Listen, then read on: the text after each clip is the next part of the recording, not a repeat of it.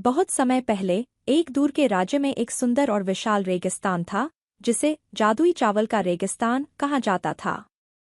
इस रेगिस्तान की खासियत यह थी कि यह हर दिन अलग अलग रंगों में चमकता था और रात में इसमें तारे जैसी रोशनी दिखाई देती थी। लेकिन इस रेगिस्तान की असली जादू इसकी रेत में छिपी थी। कहते हैं कि इस रेगिस्तान में जब कोई व्यक्ति चलता तो उसके कदमों के निशानों में छोटे छोटे चावल के दाने उगाते थे। ये चावल साधारण चावल नहीं थे, ये चावल जादुई शक्तियों से भरे हुए थे।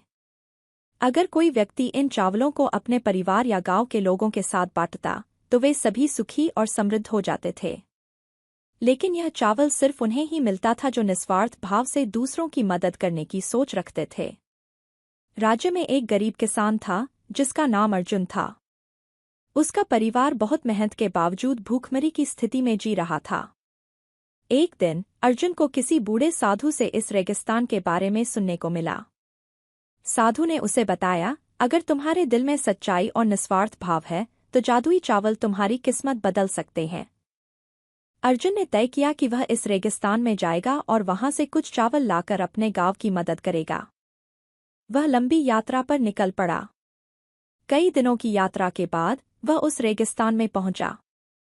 जैसे ही उसने रेगिस्तान में कदम रखा, चावल के दाने उसके पैरों के निशान में उगने लगे। लेकिन अर्जुन ने लालच नहीं किया। उसने चावल इकट्ठा नहीं किए, बल्कि अपनी यात्रा जारी रखी, यह देखने के लिए कि क्या उसे और कुछ भी अद्भुत मिलेगा। आखिरकार अर्जुन एक पहाड़ी पर पहुंचा, जहां एक बूढ़ा साधु ध्यानमग्न बैठा था। साधु ने अर्जुन को देखा और कहा, तुम्हारी निस्वार्थता ने तुम्हें इस रेगिस्तान का सच्चा रहस्य सिखाया है। यह चावल सिर्फ उन्हीं के लिए है जो इसे दूसरों के साथ साझा करना चाहते हैं। साधु ने अर्जुन को एक थैला दिया जो कभी खाली नहीं होता था। इसमें जितना भी चावल निकाला जाता उतना ही और चावल उसमें आ जाता। अर्जुन ने धन्यवाद कहा और अपने गांव लौट आया। उसने उस चावल को गांव के सभी लोगों के साथ बांटा और धीरे धीरे उसका गांव समृद्ध और खुशहाल हो गया।